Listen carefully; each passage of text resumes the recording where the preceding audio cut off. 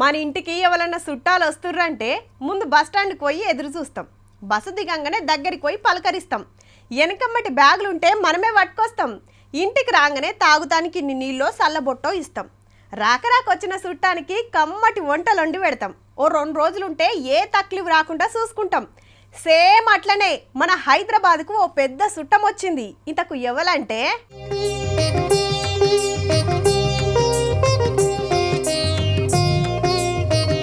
తిరుపతి ఎంకన్న దర్శనం చేసుకొని హైదరాబాద్ వచ్చింది రాష్ట్రపతి ద్రౌపది ముర్ము మేడం. బేగంపేట గాలిమోటార్ డిపోల విమానం దిగంగానే గిట్ల ఎదుర్కొన్నారు. Governor sir, CM sir, centre state మంత్రులు, మేయర్ మేడం, ఆఫీసర్లు ఒకళ్ళెనుకొకళ్ళు పూల గుత్తులు ఇచ్చుడు, వెల్కమ్ చెప్పుడు నడిచింది. ఈడికెళ్ళి చక్కగా రాజ్ భవన్ కొచ్చింది మేడం. పగటిలి బువ్వ తిన్నాక పొద్దుముకి బొల్లారం రాష్ట్రపతి భవన్ కొచ్చి భారతీయ కళా మహోత్సవ్ షురూ చేస్తే బయటి రాష్ట్రాలకెళ్ళి వచ్చిన కళాకారుల ఆట పాటలు నడిచినాయి.